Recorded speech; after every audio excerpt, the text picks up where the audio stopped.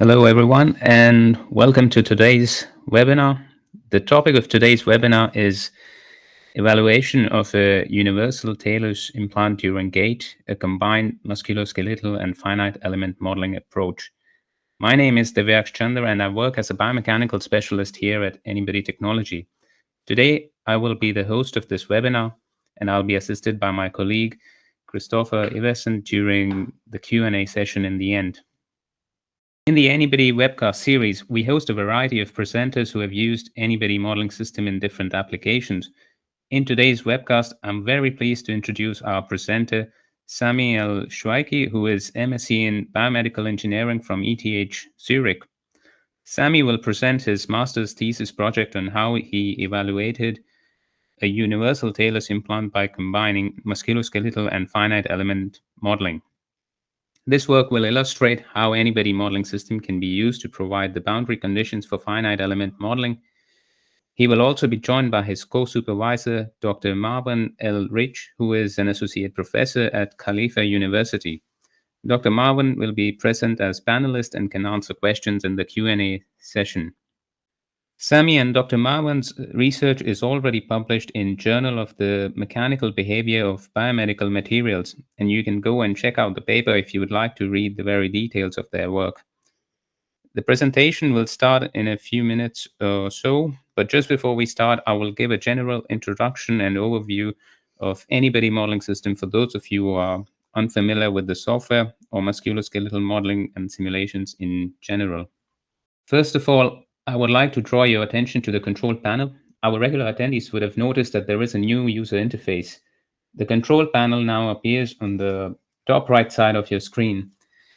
You're very welcome to submit questions and comments via the questions panel during the presentation, and we will try to address the questions at the very end of this webinar. In case we do not get to answer all your questions, we will try to do so by email within a reasonable time. So let's begin by having a look at what Anybody modeling system actually is. Anybody modeling system is a software that allows you to do musculoskeletal modeling and simulations. As input, it takes motion data and forces, and it calculates internal body loads as joint reaction forces, muscle activity, and metabolic energy. At the moment, Anybody is used in a wide variety of areas and applications, and a few examples of these are movement analysis, product design optimization, the field of sports optimization, orthopedics and rehabilitation, ergonomics with and without assistive devices such as exoskeletons, and in the automotive industry. The typical workflow in Anybody could look like this. You provide the recorded motion data as input and use the body models which you or others have built. And then you can optionally provide some kind of environment, which could be a special type of equipment or, for example, an exoskeleton. Then you can use Anybody to combine these things and run the inverse dynamic simulation, which solves the muscle recruitment problem.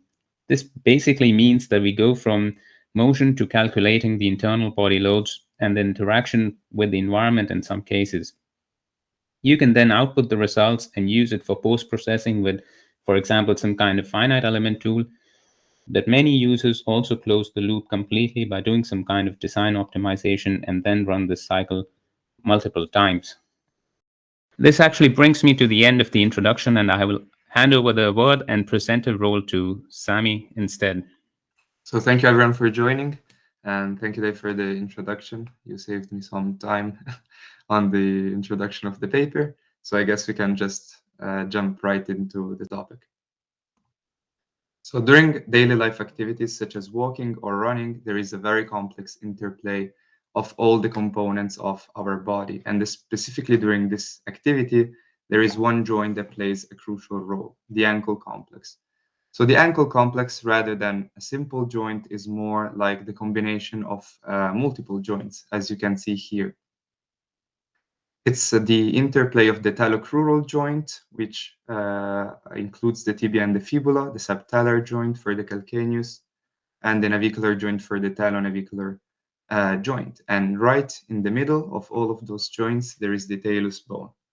So the talus bone, due to its central location, it results in it being covered by up to 60% of its surface in cartilage.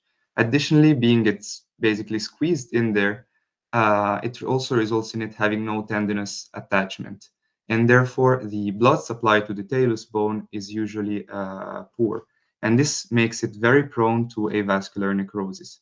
So this is the death of a segment of bone, or like the whole bone, as you can see here on the right image. And it's something that until now was solved mainly with ankle arthrodesis. So this solution, which can be seen here on the right, it's like a long metal nail, for those of you that are not familiar, which go through the tibia, the talus, and finally the calcaneus, fixing them together, and therefore resulting in decreased function because you cannot move the ankle anymore, basically. Additionally, this also results often in high rates of non-union and reoperation, as can be seen in multiple studies in literature. So in more recent times, another solution came up, which is total talus replacement. This is pretty intuitive by the name. It's a whole replacement of the talus with an implant, which is shaped basically on its contralateral one. So this does solve the problem of preserving mobility, but comes with some additional complications. First of all, the fact that it needs a long waiting time to be able to have it and implant it. And this also comes with high production costs. And also, as I mentioned, the need for a contralateral talus. This is because this implant is patient specific, so it's built for each patient. And you need to take CT scans basically of the remaining ankle if you still have a healthy one, and then basically create a model from it, manufacture it, ship it, and this requires up to multiple months. So in order to keep the pros of this implant while fixing those limitations, Dr. Marwan, which is here with us today, and his team during the past years came up with a new idea, the idea of a universal talus implant. So this implant is supposed to be available off the shelf in different sizes in order to allow for mass production and therefore to reduce both waiting times and manufacturing costs. This was first generated in a previous study where 91 cadaveric thalli were measured, and the one with the least total deviation among them, accounting also for gender variance, was taken as the template, which can be seen here. And as mentioned, then this was then scaled up in 10 sizes in order to accommodate for a vast range of anatomies. So this universal talus implant was then studied in finite element models.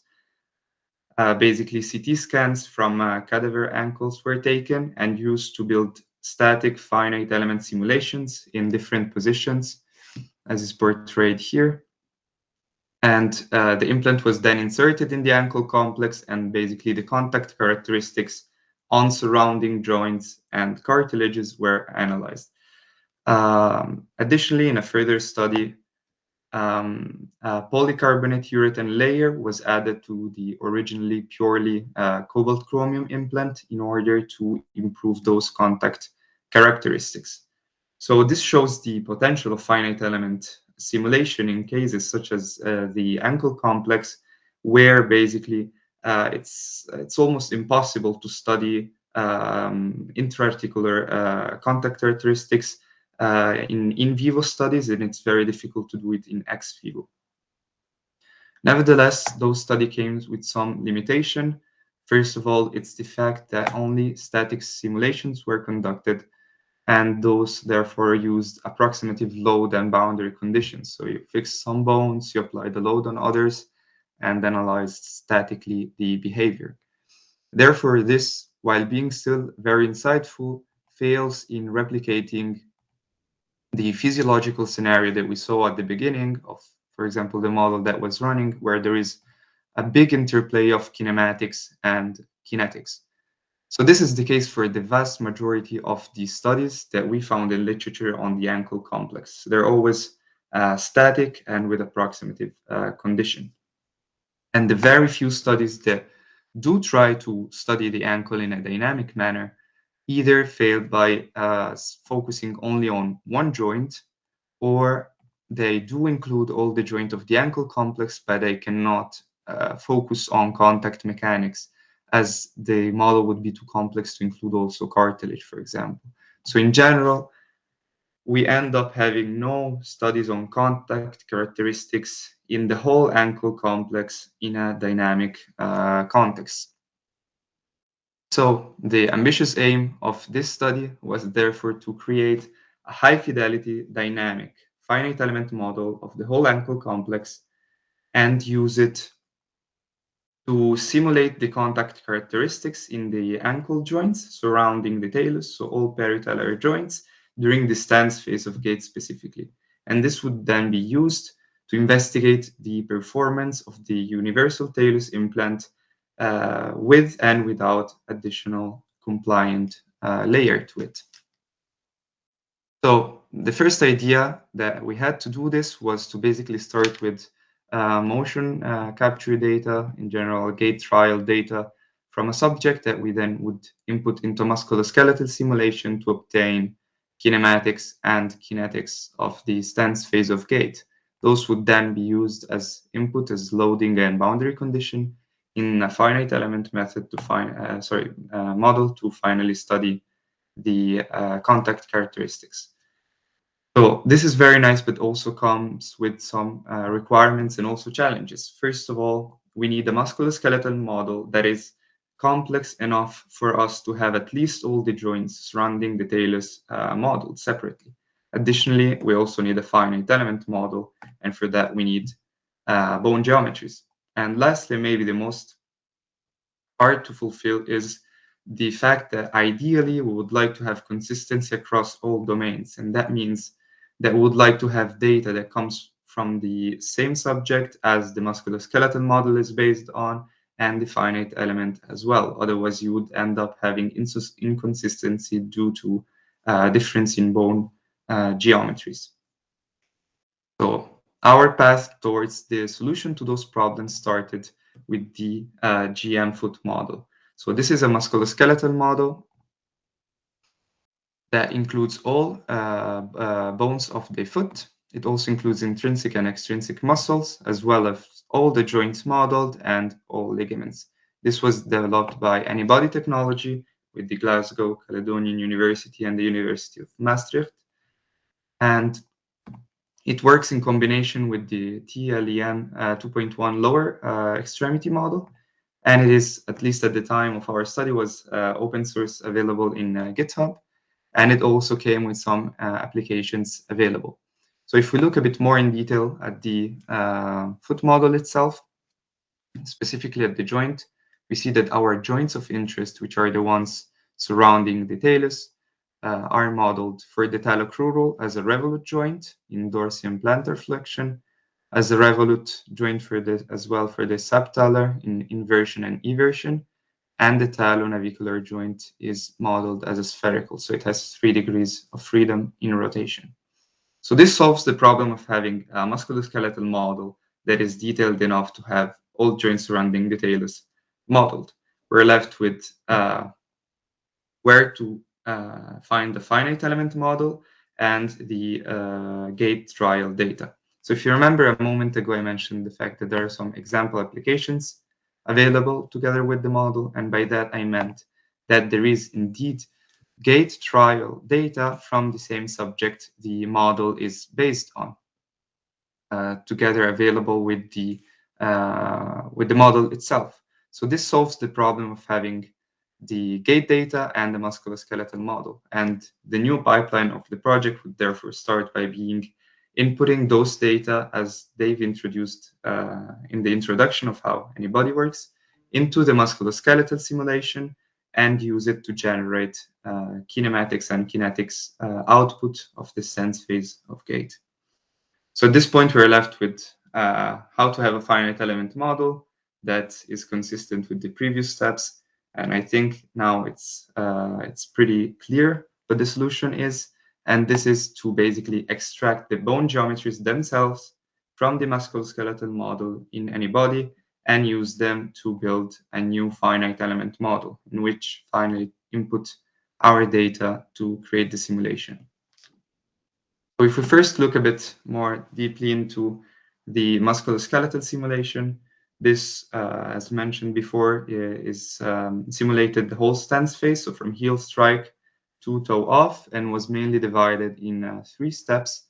The first one being parameters optimization, which adjust the markers locations at initial step. Markers tracking that capture the markers of movement across the simulated gait trial. And lastly, inverse dynamics, which computes all the loads involved in the model throughout the whole simulation, so at each step. The outcome of this simulation can be seen here. In our specific case, what we're interested in are the joints around the talus bone, so the talocrural joint, the subtalar joint, and the talonavicular joint. And those, as mentioned, have either 1 or 3 degrees of freedom. This table shows it again. So in the degrees of freedom where we had movement, we obtained kinematic data, so rotations, while in the constraint degrees of freedom, the output was joint reaction forces.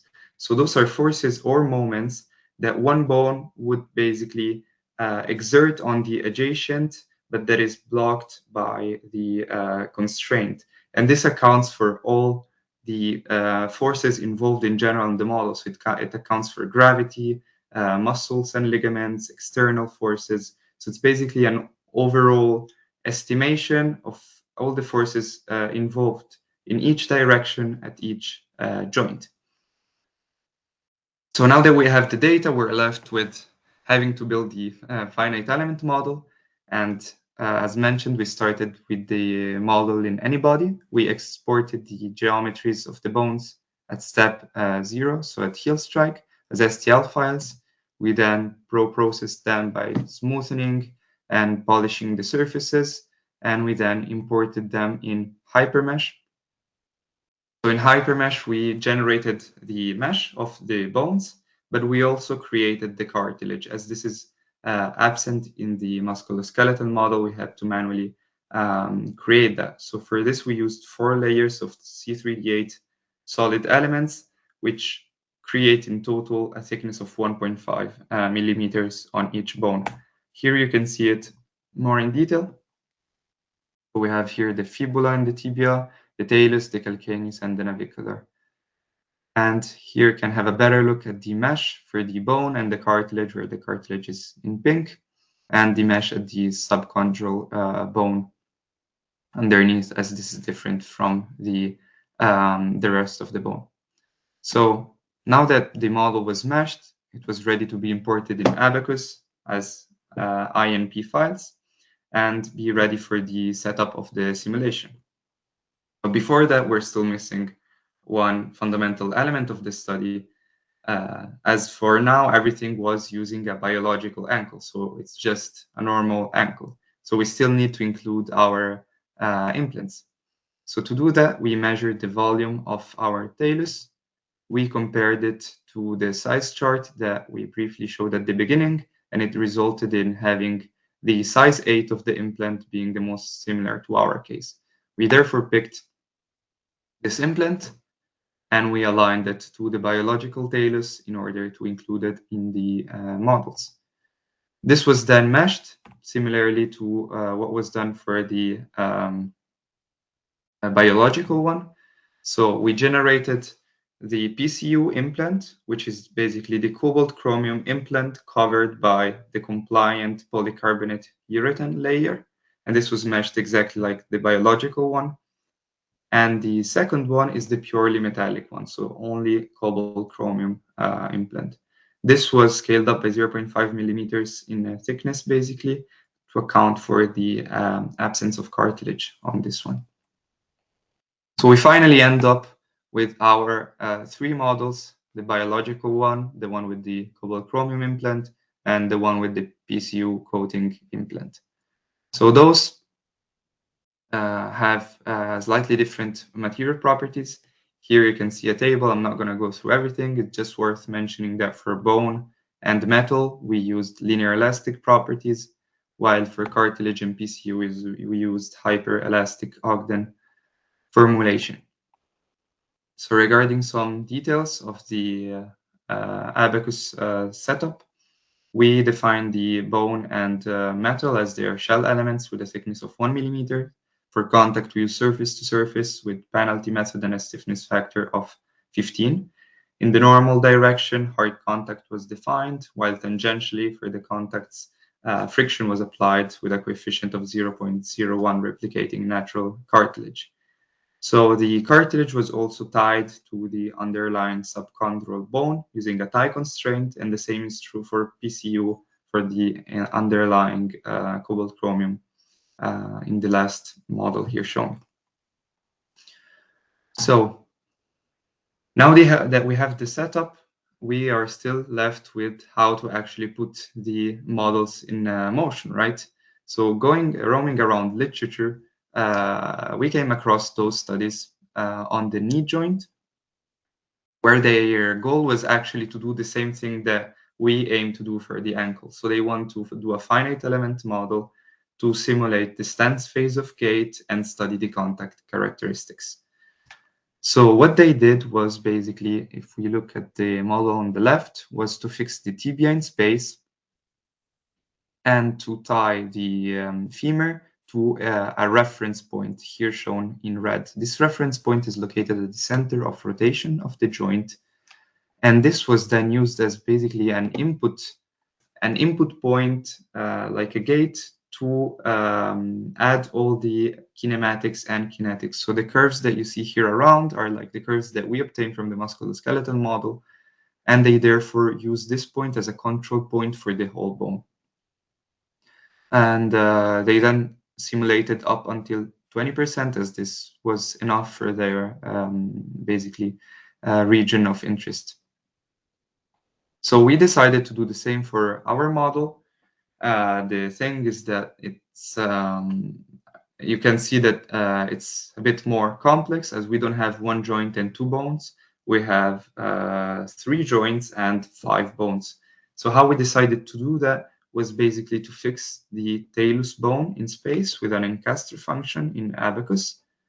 So this is blocked in space, and the surrounding bones would basically move and apply loads relative to the talus bone.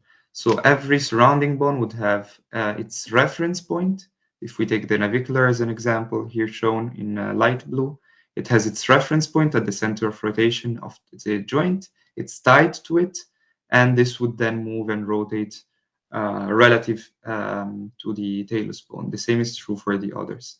The tibia and the fibula were tied together as they share a common joint, the talocrural joint, and therefore also a reference point. So this was done using kinematic coupling in abacus.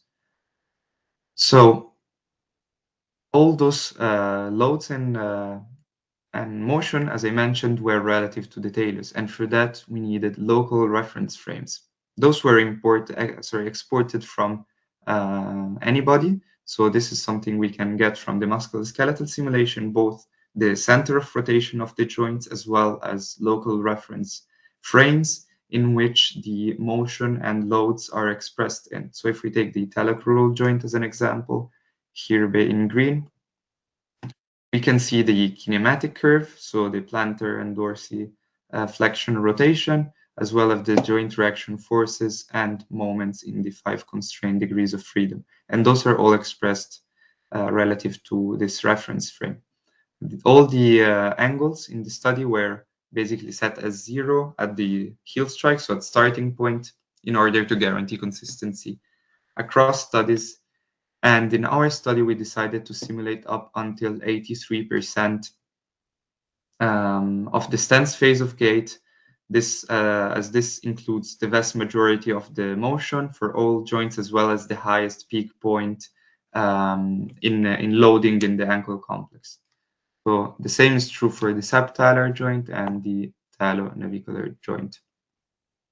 So the simulation itself was divided in 3 steps. The first being preliminary steps where initial loads are applied. So the loads that we obtained at starting point don't start from 0, right? At heel circle, we still have some loads. So we had first to go from 0 to that initial value. And to do that, we used the smooth step function And we use this preliminary step to reach those values while still constraining the other degrees of freedom in space. So we would apply those loads, reach our aimed target, which is the initial value of our curves, and then add a transitory step, step 2, where basically all the loads are maintained at the value that we reached, the initial one. The kinematics are still constrained as in step 1, and basically this allows the model to adjust itself and to stabilize basically. At the end of those 2 steps, we would then start with the actual step, the actual simulation, where all the curves kick in and the bones basically start moving in space, and the loads being applied according to the curves from obtained from anybody. So to do that, we used a dynamic solver in Abacus. So if we have a look at the result, here's our ankle complex. On the left, we have the curve for the talocrural joint. So here, with the plantar flexion at the beginning and the dorsiflexion in the second half. And if we put it in motion according to the graph, I hope it's not lagging too much. If so, it might be due to the screen sharing. I'll let it go a few times. Maybe you managed to see it better. So you can see how it starts by flexing in plantar flexion in the first part, and then tilting forward for dorsiflexion. So what we obtain from those simulation is basically the contact patterns. Here I show you the contact pattern over time in the calcaneus. And we have this for all surrounding bones. And those are basically our results. But first, we need to validate the models. So the musculoskeletal model was already validated in its original paper for the kinematics, but here we had to validate also the joint reaction forces that we obtained. So here we compare the resultant contact force in the talocrural joint obtained from anybody compared to a previous study, and we find a good agreement in the curve, basically, with our values being slightly higher. For our finite element model, we compare the contact area in the talocrural joint to also previous study, also here finding a pretty good agreement. So both models were validated with previous in silico studies. This was necessary as it was basically impossible to find ex vivo or in vivo studies that replicated our studying, our basically scenario that we're aiming to study. So now that we validated the models, we can have a better look at the results. If we start by looking at the contact patterns, here we're looking at the fibula and the tibia for the biological metal implant and PCU-coated implant at 83% of stance phase. So this is a time point, which is the most loaded in the model. So we're looking basically at the highest load in the bones. If we start by having a look at the fibula, we can see that in the biological, the load is mostly concentrated in the posterior proximal side, while for the 2 implant models, it shifts towards the anterodistal part. For the tibia, we find a better agreement with the pattern kind of shared between the 3 models. Nevertheless, the cobalt chromium one has more peaks tilted towards the medial side compared to the others, while the PCU better manages to replicate the distribution of the biological, even having lower peaks.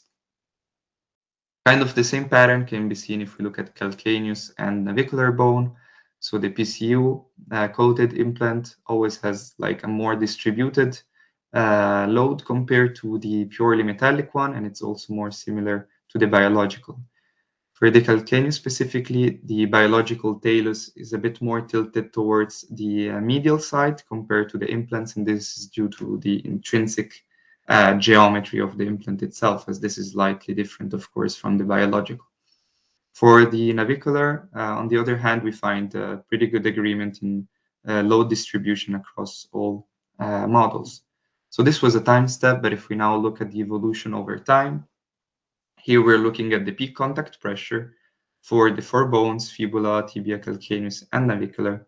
Within each graph, these 3 models reported. Black is biological, red is metallic implant, and yellow is the PCU-coated one. So if we just look a bit at the trend in general for all the models, we see that they increase from heel strike to 83% of stents as expected, with our peaks at the last time step, basically. For the biological model, what we get as a maximum peak contact pressure is around 20 megapascal, apart from the tibia where we reach 36 megapascal. If we now compare the biological to the 2 implant models, we can first see that the cobalt chromium model is always the one with the highest peak contact pressure, while the PCU coated one better replicates the behavior of the biological. So it's always more close to the curve. It is still slightly higher for fibula and calcaneus, while it's even lower for tibia and navicular. Here we are looking at the contact area, so same concept, but it's not peak contact pressure, but contact area. And the pattern that we see are similar, kind of reversed. So here the cobalt chromium implant has the lowest contact area, of course, because this is inversely proportional to the pressure. So the metallic one has the lowest, while the PCU implant has values that are higher and also more close to the biological one. This is true for all bones apart from the fibula. In the fibula, the biological one is the one with the least contacting area. This is an interesting fact that we'll more look at it in a second. Another interesting thing about the biological behavior of the fibula is that there is basically, you can see here, no contact in the first 25% of the stance phase of gait. So this is something we also found in other studies, as you can see here at the top right, where the fibula, as you can see, is in blue. There is no contact on it, while on the talar dome, so this is the talus tibia contact, it's already well loaded. This is an interesting fact that it's due to the geometry of the talus itself. So the talus, the talar dome, which is the region here, which is where the tibia lays on, while the fibula is here on the right side, basically. The talar dome is thinner in its posterior part compared to its anterior part. So when we are in the first 25% of the stance phase of gait, where actually, if you remember the graph from before, we are in plantar flexion. We are therefore in the posterior part of the talus.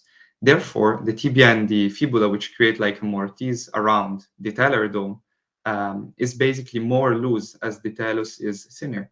While on the other hand, we move more and more anteriorly on the talar dome, we get to a part where the dome is thicker and thicker, and therefore also the mortise, the tibia and the fibula gets more and more compressed. And here we can see exactly this behavior with the fibula being loaded while it moves towards its dorsiflexion location. So if we compare in general our results to one of the previous studies that we mentioned, we find a good agreement in the curves, especially for the contact area. Nevertheless, we find a difference in the values reported as peak contact pressure. So in this study specifically, what they found as peak contact pressure is 7.5 megapascal, basically, in the tibia talus interface. In our case, for this interface, we got up until 36 megapascal. So this is quite a significant difference, which can be justified by different factors. First of all, the solver used, we use a finite element model, while they use the discrete element method. But the most important difference that we found was regarding the input data to simulate to create the simulation. Here at the bottom, you can see the curves they used as input, with the kinematic curve and the 3 joint reaction forces in the 3 directions. And those actually are very similar to what we have. So this furtherly validates our results. For our forces, it's the same, but like mirrored upside down. But this is everything they used as input. And if you count them, basically this accounts for 4 degrees of freedom. In our study, we also introduced joint reaction moments in the 3 blocked rotational degrees of freedom. And if we check this study conducted on cadaveric legs, where they focused exactly on this topic, they analyzed the contact pressure in the talocrural joint, and they first applied only vertical forces, and they then proceeded to apply vertical forces combined to moments. And the results are very interesting, as if you see here on the right on the graph, you see that when you apply force only, you have much, much lower peak contact pressure found compared to forces with moments. So this might be a justification for why we obtain higher contact pressures. If we come back to our results, what we also did was a normalized root mean square error analysis to compare the performance of the implants compared to their biological counterpart. So in general, what we see is what we already deduced from the graphs and the patterns, the fact that the PCU in general decreases the contact pressure and increases the contact area, getting to be more similar to the biological. Therefore, the roots mean square error is always lower for the PCU compared to the cobalt chromium implant. The only exception is here for the contact area and the fibula, so the first 2 columns of the graph, where we have a higher difference for the PCU implant. So if we look again at it, we have here both the patterns and the curves for the contact area. And if you remember, a moment ago, I mentioned the fact that the biological fibula actually has the lowest contact area, which is a bit counterintuitive, while our implants have more contacting area. This is due to the intrinsic shape of the implant. So the implant has slightly different shape in talus, of course, and this resulted in the fibula being more in contact compared to what it is in its biological counterpart, and therefore we see more load transferred through the fibula compared to the biological one. So it also justifies why when we looked at the tibia, the PCU implant had lower peak contact pressure compared to the biological.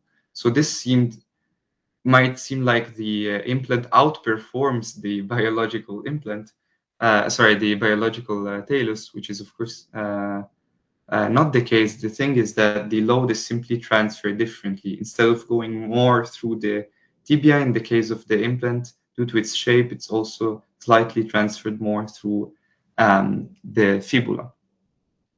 If we wrap up our results, we saw that the contact pressure and area increased from heel strike to heel rise, so across the simulated part. We also found that the fibula plays little role in the biological ankle in the first 25%, and that the universal implant, its geometry in general, does manage to replicate the contact pattern of the biological talus, but only partially. Additionally, in the talocrural joint, as we just discussed, the fibula transfers more load for the implants compared to what happens in the biological ankle. If we focus on the implants, the cobalt chromium implant resulted always in highest peak contact pressures and also lowest contacting areas in general, while the addition of a compliant layer, in this case polycarbonate urethane, did manage to basically mitigate those peaks and getting values more close to the biological talus.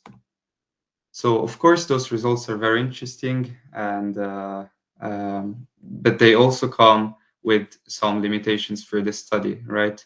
The first one being the sample size. So as you probably imagined, we had one model, so it's one subject, and it's therefore hard to generalize those results to a broader population, as every anatomy is different. So this is more like an informative tool that could be used, but not something that can then be generalized for results for a broader population. At the same time, another limitation is the cartilage definition. As I mentioned, this had to be added manually. It has a thickness of 1.5 millimeters. And this is, of course, an approximation. In reality, it's not a constant thickness. It varies depending on the area, but this is not something that we managed to replicate. Additionally, the area itself covered by cartilage was defined manually, and it's something that could definitely be improved with more time. Another thing is the soft tissues. So those were not included in the finite element model.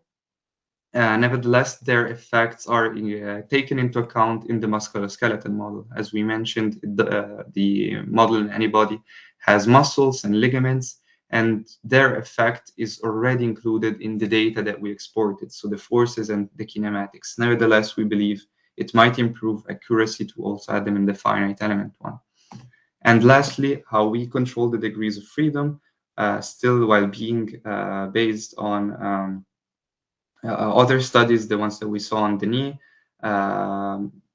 we still believe some other ways could be better for this case, as we still had to use basically 1 point to control the motion of a whole bone, which is of course an approximation and might lead to slight errors. Nevertheless, this study is mostly a comparative study across our simulated models, and therefore the comparative results that we found are still valid for all of them. So in general, for this study, we did manage to develop a model for our dynamic analysis with the ankle complex, and we did use it to study the contact characteristics. Especially, we focused on the performance of the universal talus implant, comparing it to the biological one. And in the future, the idea would be to use this model as a tool to study different types of talus implant, or like materials or compliant layers, while keeping the model as it is and only replacing the part of interest, basically. So with this, we get to the end. I would first like to thank everyone that helped me in this, namely my co-authors, Stephen Ferguson, Ahmed Hafiz, Naoud Teklemik, Mogos, Taolyu, and Marwan. Also my universities, so ETH Zurich, where I did my master, and Khalifa University, where I came for my to do my master thesis, for providing me the tools to do this study. And lastly, Anybody Technology, first for giving us the backbone for this study, the foot model, and lastly also for inviting me today to present our work. Thank you, everyone. And we are now open for questions. Thank you. Yeah, so thank you so much for this very interesting presentation. I think it was really great. And I'll just say a few words about our, just before we go to the Q&A session, I'd like to say a few words about our upcoming updates to the foot model in AMMR 4. I'm sure many of you would be interested in knowing more about the foot model that Sami used and how you can access it. It is the Glasgow Maastricht foot model, as Sami mentioned, and previously it was available on our GitHub repository. It is still available over there, but going forward, it has been integrated into AMMR and will be available in the upcoming AMMR 4. Moreover, it will be available in 3 variants: the rigid foot model, which becomes the new default foot for T-limb leg model; the toe flexion model, which also comes with a new driver to drive the toe flexion; and finally, the full-blown detailed foot model, along with the mocap model that Sami used in his work. Some work needed to be done to integrate the GM foot model into the T-limb leg. On the one hand, T-limb consists of the complete leg model, including its own foot model. On the other hand, we have the GM foot model with its detailed geometry and intrinsic foot bones, joints, and muscles. The model was prepared by merging the two. Joint parameters and extrinsic muscles were taken from T-limb, while the GM foot geometry was morphed to the TLM foot, and then muscle parameters and intrinsic foot muscles were taken from the GM foot. I will briefly mention the key differences in the three variants of the GM foot model. The rigid foot model consists of two segments, talus and the rest of the foot lumped together as one segment, which we call the rigid part. This corresponds to the current default foot model. Then we have the rigid foot with toe flexion. Technically, it has 7 segments, talus, 5 toes, and the rest of the foot as the rigid part. The 5 toes have only flexion extension motion. Moreover, the motion of the 5 toes is linked, so the model behaves as a 3-segment model. This allows for improved fidelity of foot motion in mocap trials, even without recorded motion of the toes, for example, from the toe tip marker. In the animation, you can see the bending of the toes in the model at the bottom, and this is without use of any toe tip marker. Finally, we have the full-blown detailed foot model with 26 segments. This is a highly complex model and intended for advanced research related to the feet. I will not take much longer. For those of you who are curious, you can already access the beta version of AMMR 4 and find the updated foot model there. On this slide, I have linked some resources related to the upcoming AMMR 4 and foot model. You can see these links later by downloading the PDF of the presentation when the recording will be made available in a few days. This brings us to the Q&A session, and we will read some of the questions from the audience. Christopher, I believe you've had some time to look into the questions. Would you like to take the first question? Sure. So, Sami, the first question is about the setup of your finite element model. So, I think in one of your slides you described that you used a penalty stiffness factor of 15, which is not the default value. So, how come you decide to do this? Yeah, thank you for the question. So it's correct. We used a penalty stiffness value of 15. This was indeed carefully tuned during our study.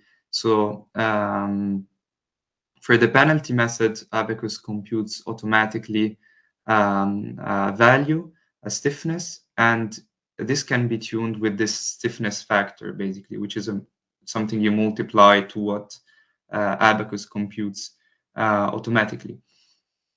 So we started, of course, with the default value, but we found excessive deformation, excessive penetration in our models, leading to unrealistic results.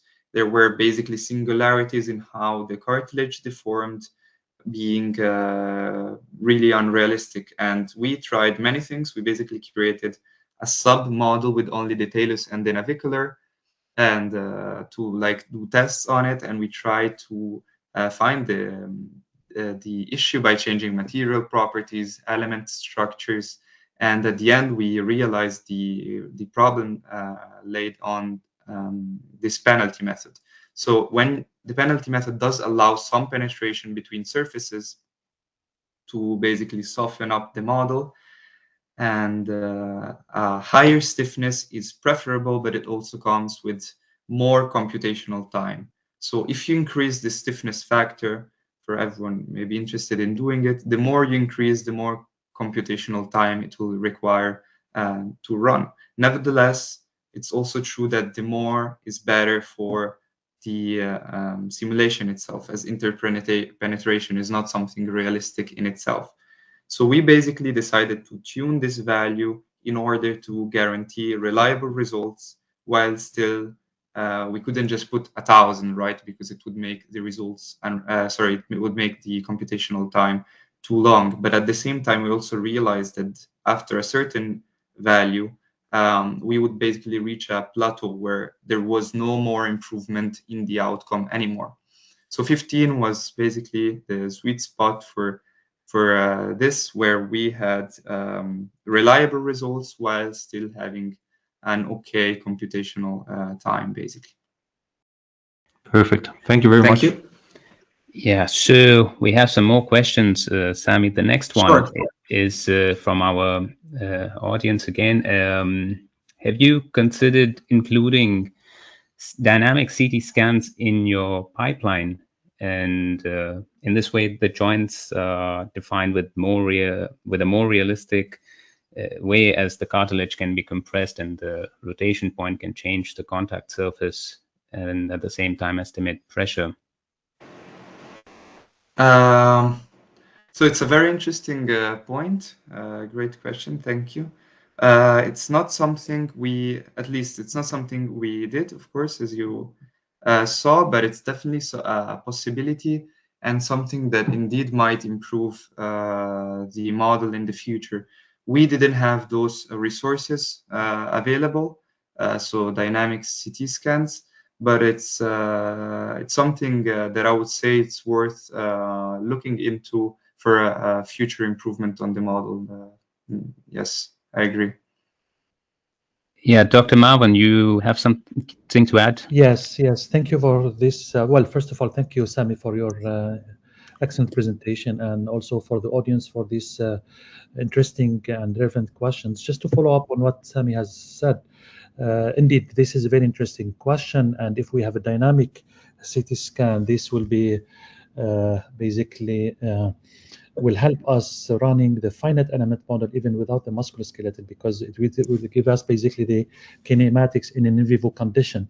So which means, and we are doing this for our cervical spine finite element model, where we have multiple videos, and then we take the kinematic data and we apply directly as displacement control in the finite element model, which includes basically the muscle forces and the joint load. It's like a free body diagram of the joint. So in the future, if we can have such information, CT scan or even MRI, this will be a golden standard. But meanwhile, I mean, using the musculoskeletal model that provides with the muscle forces and the joint load, it's yet a step ahead as compared to the static load, where just we apply constant load at the different positions. So indeed, this is very interesting, and we are open for for collaboration for those who have such interesting data.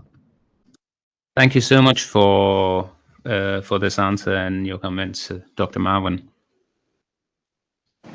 So, Christopher, do you have another question? Yeah, so the next question is actually for yourself, Dave. So we have an attendee who is asking about the benefit of this new rigid foot model and the toe model, apart from better visualization. Yeah, thank you for the question. That is a good question, and yeah, so of course there is the better visualization as mentioned, but we expect that it will be resulting in better kinematics at the feet, and this can help. So in cases when you can get the toe off a little bit more accurate, this can probably help in the transition when the force is the foot is still in contact with the force plate, and just in general improve slightly. We don't expect to see a lot of difference between the two, but for sure some small differences would be there in the kinematics of the feet. Yeah, Dr. Marwan, you have something? Yeah, on this question, again, very interesting question. Maybe just with regard to this detailed foot model, I'm curious to know more about the ground reaction force prediction. So with the algorithm will be also improved, so we can basically get the ground reaction force, and then we can compare indirectly to the contact pressure that we measure.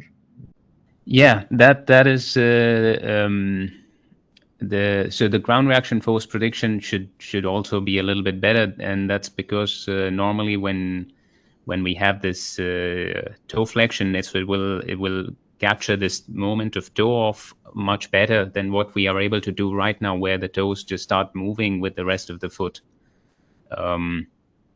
So it will predict the ground reaction force for a little bit longer, and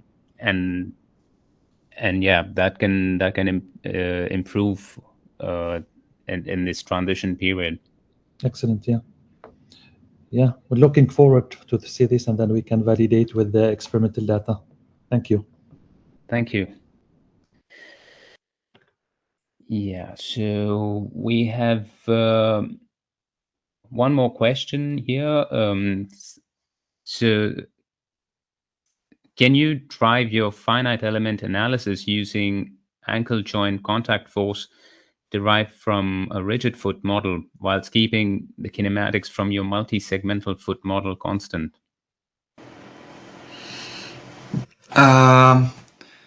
So I'm not sure I understand fully the goal.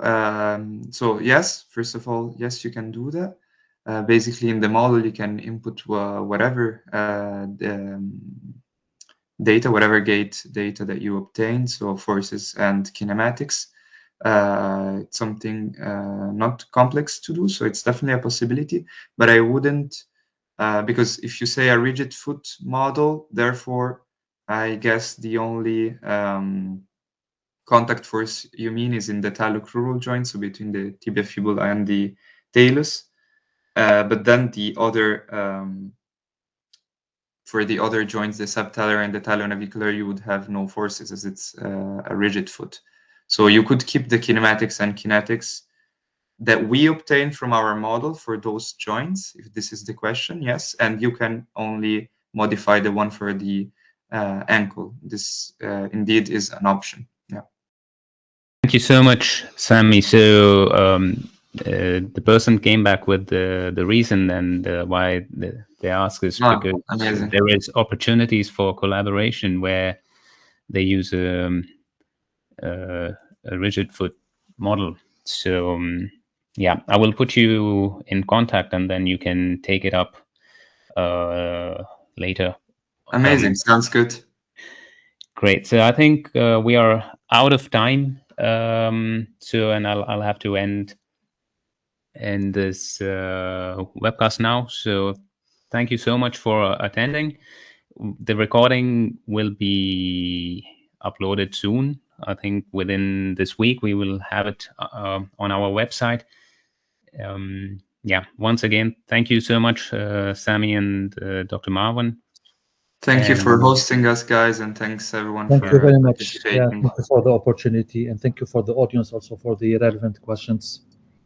That's great. So yes, this is the last webcast for this year, and we look forward to seeing you next year. I will wish you all a Merry Christmas and a Happy New Year, and we'll see again next year. Thank you. Thank you. Thank you very much. Same thing to you. Thank you.